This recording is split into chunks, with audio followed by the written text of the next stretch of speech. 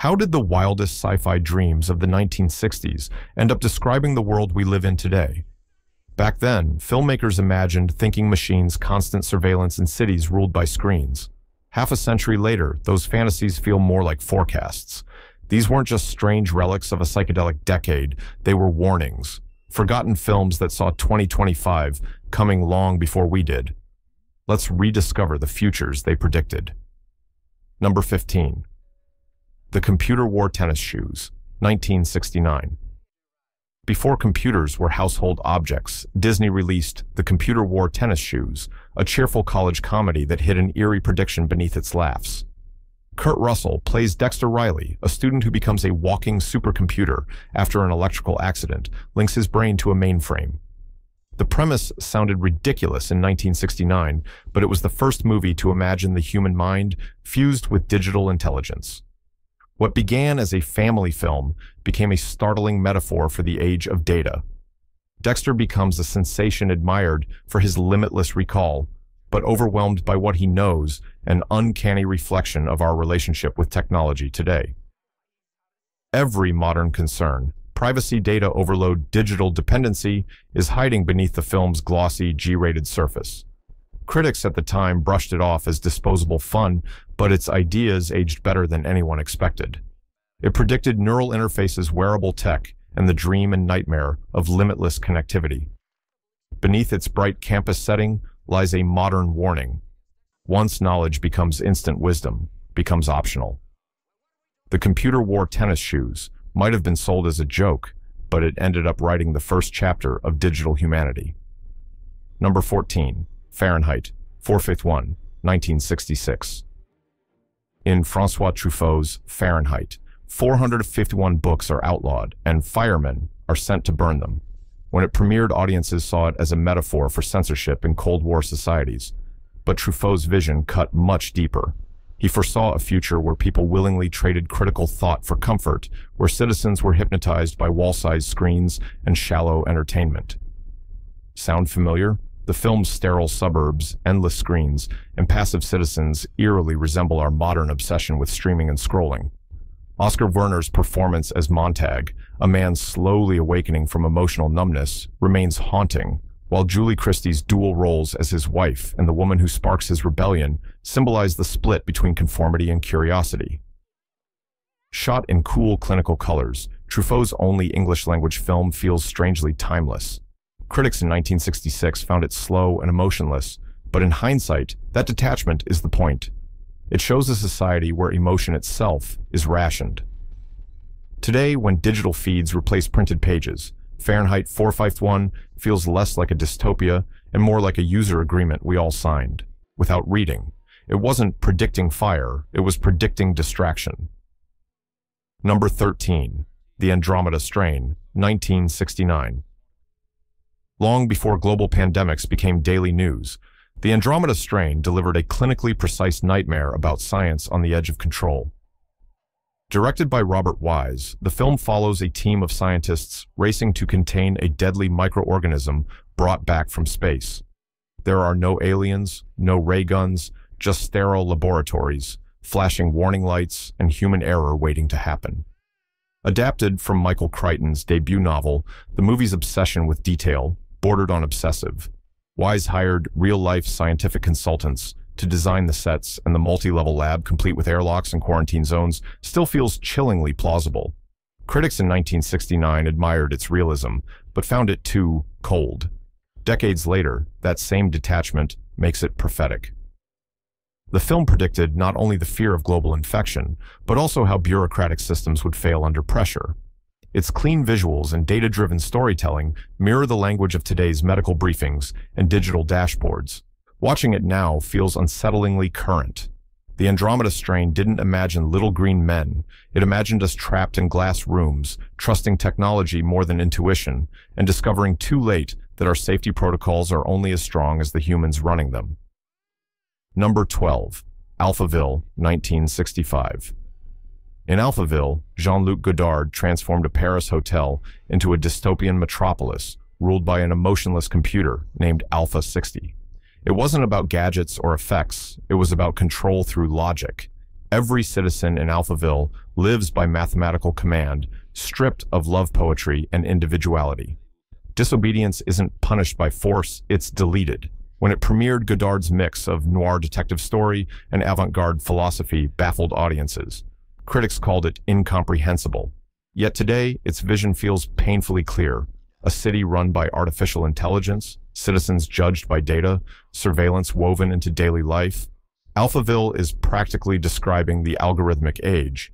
Eddie Constantine's trench-coated secret agent feels like a relic from another time wandering into our own.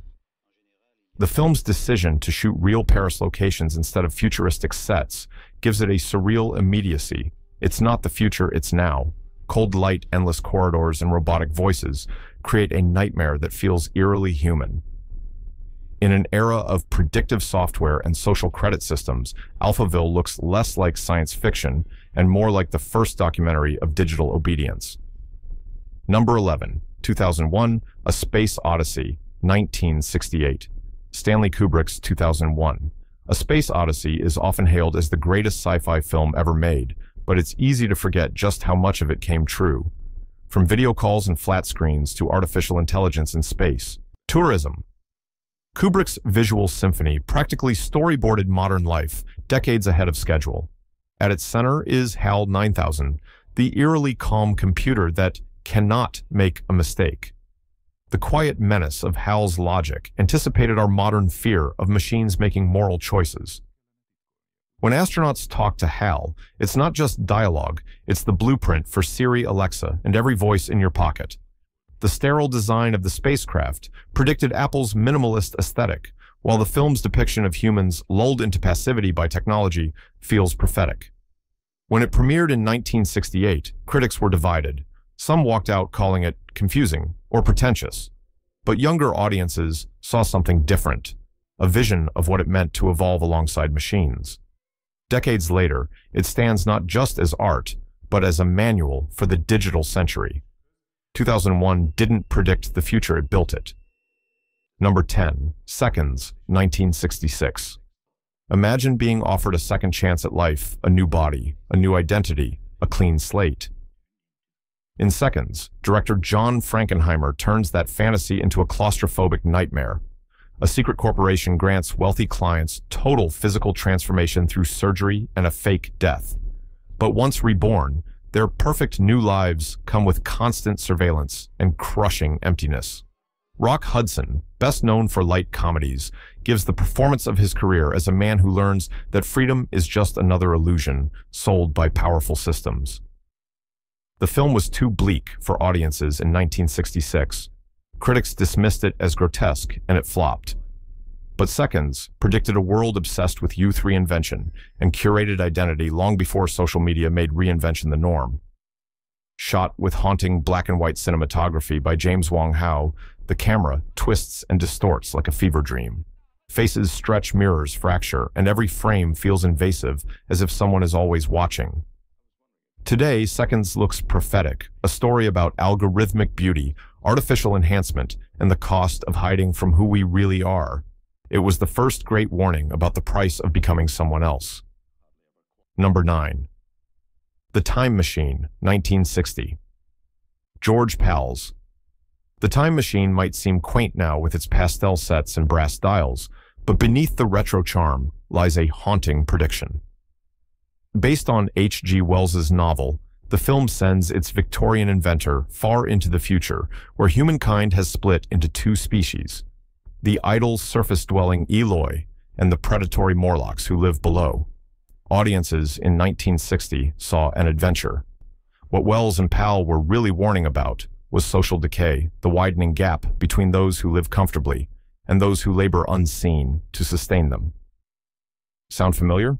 The Eloi's blind dependence on unseen systems mirrors modern society's reliance on invisible infrastructure, data centers, gig labor, automated production. Rod Taylor's earnest performance anchors a story that's both nostalgic and chilling. Its vision of humanity divided by comfort and ignorance has aged like prophecy.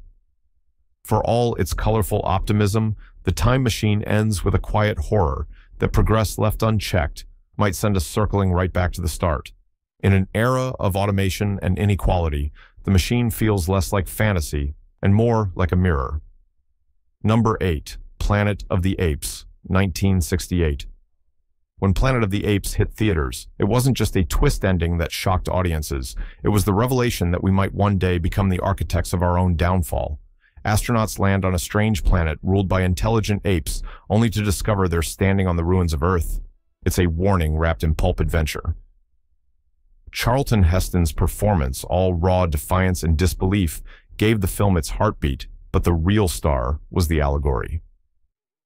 The story tackled genetic manipulation, animal rights, and ecological collapse before those were household conversations. The apes' rigid class system, scientists, warriors, politicians, mirrored the very human hierarchies the film set out to critique. Beneath the makeup and spectacle, Planet of the Apes predicted the consequences of arrogance and environmental neglect. Its bleak finale remains one of cinema's most haunting images, a statue buried in sand civilization reduced to ruins. In 2 hours, it encapsulated what countless climate reports now scream: if we can build, we can also destroy, and the warning still stands. Number 7. The Day the Earth Caught Fire, 1961. Few films captured the quiet terror of environmental collapse like The Day the Earth Caught Fire. This British gem begins not with monsters, but with a weather report. The Earth has tilted off its axis after simultaneous nuclear tests, sending the climate spiraling into chaos. Cities swelter, rivers dry, and panic spreads faster than truth. Shot in stark black and white with flashes of orange-tinted heat, the film blends newsroom realism with apocalyptic anxiety. Edward Judd stars as a weary journalist documenting civilization's unraveling while trying to hold on to fragments of hope. In 1961, it was dismissed as alarmist fantasy. 6 decades later, it feels chillingly prescient. Director Val Guest and writer Wolf Mankiewicz weren't just telling a disaster story, they were predicting the era of climate change misinformation and media spin. The film ends on an ambiguous note. Church bells ring, but no one knows if they signal salvation or extinction. The Day the Earth Caught Fire dared to imagine a warming world before the phrase even existed. Today it plays like a time capsule that knew exactly where the thermometer was heading. Number 6. Fantastic Voyage, 1966. Before micro-robots and nanotech were buzzwords, Fantastic Voyage shrank an entire crew to microscopic size and sent them into a human body to perform life-saving surgery. The concept was so far-fetched that even the studio hesitated, but what emerged was both a technical marvel and an eerie glimpse into the future of medicine. Directed by Richard Fleischer, the film turns science fiction into surreal spectacle. Submarines drift through arteries like coral reefs. Antibodies attack like sentient guardians. Beneath the dazzling visuals lies a startling idea that the greatest frontiers of exploration aren't in space, but inside ourselves. That's exactly where 21st century science has gone, mapping genomes, editing DNA, sending miniature robots through veins. Stephen Boyd and Raquel Welch play explorers in a literal sea of life, yet the real star is the concept itself. Critics praised the imagination but doubted its realism. Decades later, their disbelief seems almost quaint. Fantastic Voyage wasn't just ahead of its time, it was the first cinematic forecast of biotechnology's promise and peril. What seemed impossible in 1966 now fits on a microchip. Number 5. The World, the Flesh, and the Devil, 1959. Technically released just before the 60s, The World, the Flesh, and the Devil belongs to the new decade in spirit because it dared to imagine the end of civilization without explosions or monsters. It opens on a hauntingly empty New York City, where a lone survivor, played by Harry Belafonte, roams silent streets after a mysterious disaster wipes out humanity. What begins as isolation turns philosophical. How do you rebuild society when there's no one left to argue with? When 2 other survivors appear, a white woman and another man, the story becomes a quiet study of race loneliness and moral survival. Audiences in 1959 didn't know what to make of it. The film's message of unity across lines of difference was too progressive, its pacing too meditative for Cold War audiences expecting spectacle. Yet its vision of desolate cities, silent infrastructure, and one man communicating through radio frequencies feels prophetic. It anticipated urban abandonment, the fragility of global systems, and the question every tech-driven century must face. If the networks shut down, who are we without them? The World, the Flesh, and the Devil wasn't just the first post-apocalyptic drama of its kind, it was the first to ask whether our civilization could survive without connection. Number 4. The Illustrated Man, 1969. Based on Ray Bradbury's haunting short stories, The Illustrated Man weaves 3 chilling futures through the tattoos of a mysterious drifter played by Rod Steiger. Each image tells a story of virtual families, automated houses, and children raised by machines. When it premiered, critics were baffled by its structure, calling it too strange and uneven. What they missed was how uncannily it foresaw the emotional detachment of the digital age. The segment, The Veldt, in particular, stands as an eerie prototype for virtual reality addiction. 2 children prefer their simulated African savanna over real life, shutting their parents out as the illusion becomes more powerful than reality. Replace the walls with screens and the illusion with social feeds, and you have the psychology of the 21st century.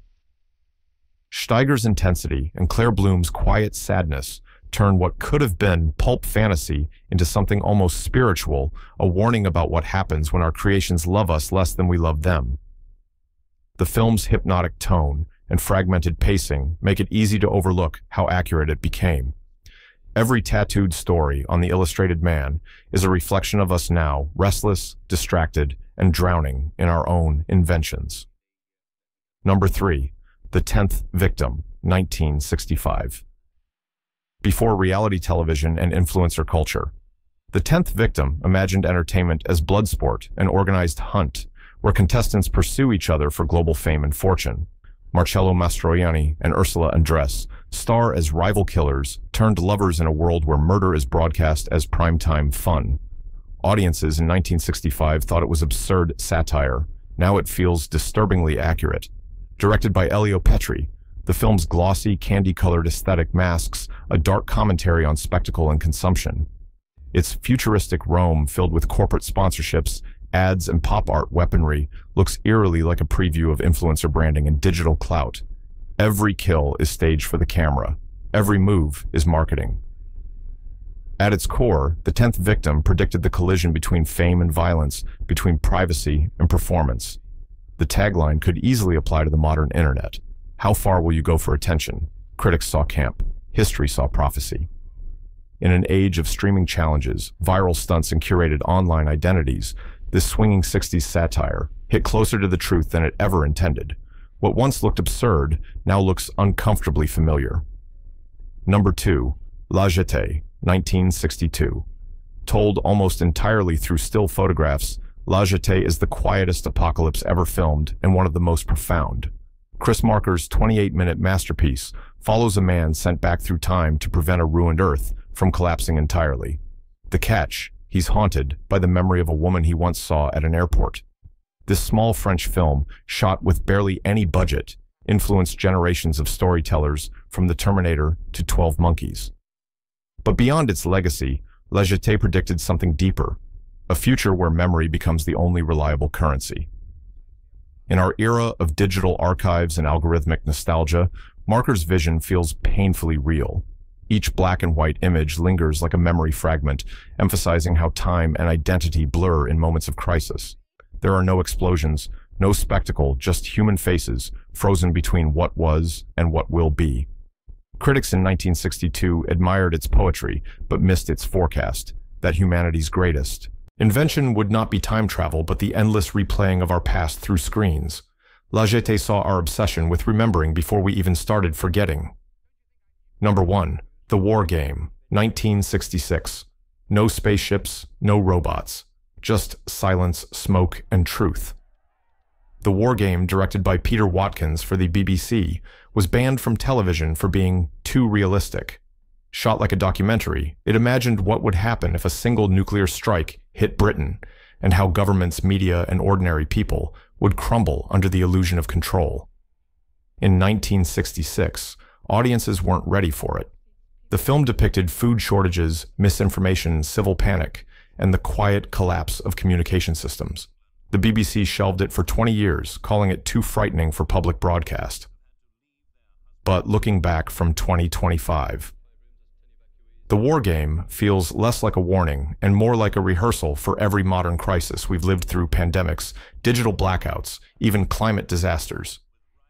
Watkins used real locations and non-actors, blending fiction with newsreel realism so convincingly that viewers believed it was genuine footage. The government's response suppression instead of discussion only confirmed its accuracy. What it truly predicted wasn't nuclear war. It was our dependence on fragile systems of information and trust. The war game remains one of the most chilling works ever made, not because of explosions, but because of silence, the empty streets, the fading radio voices, the quiet unraveling of order. In a world where misinformation spreads faster than truth, this forgotten 60s masterpiece stands as the most haunting prophecy of all. The future didn't arrive, it was remembered. Those forgotten 60s visions weren't fantasies, they were blueprints. Artificial minds, virtual lives, collapsing worlds, they all started on film. Which of these eerie predictions do you think came closest to our reality? Share your thoughts, hit subscribe, and keep watching, because sometimes yesterday's fiction becomes tomorrow's truth.